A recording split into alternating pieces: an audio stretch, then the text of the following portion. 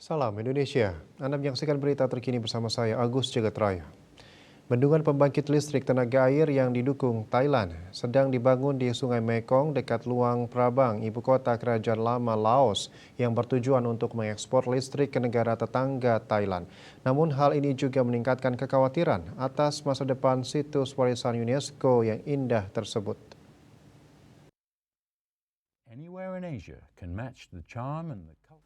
Hanya sedikit tempat di Asia yang dapat menandingi pesona dan pentingnya budaya Luang Prabang yang merupakan ibu kota kerajaan lama Laos di Sungai Mekong. 25 km dari kota warisan budaya, proyek pembangkit listrik tenaga air Sungai Mekong yang sedang dibangun sejak Januari memberikan bayangan gelap atas masa depan situs warisan dunia UNESCO ini. Konsorsium Thailand sedang mengembangkan bendungan pembangkit listrik tenaga air Luang Prabang berkapasitas 1.460 MW. Ini adalah bendungan Laos ketiga yang dibangun di arus utama Sungai Mekong bagian bawah dari rencana total 11 bendungan. Brian Ayler, yang merupakan rekan senior di Stimson Center, mengatakan bendungan Luang Prabang menimbulkan resiko besar terhadap warisan klasik di kota tua Luang Prabang.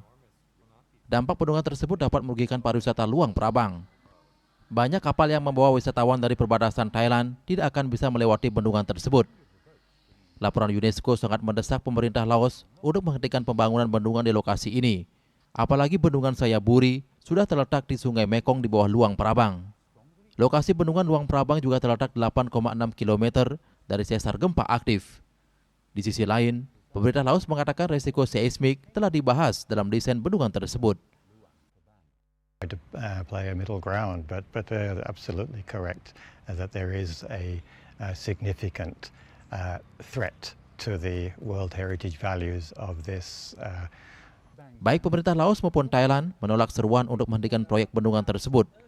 Tahun ini, Thailand memveto rekomendasi untuk menambahkan Luang Prabang ke daftar situs warisan budaya yang terancam punah oleh UNESCO. Berita terkini bersama Minyak Kapun Ganapati, Usada Bali Keluarga Sehat. Update terus informasi Anda dengan subscribe dan like YouTube channel Bali TV @News Bali TV. Tetaplah bersama Bali TV. Salam Indonesia.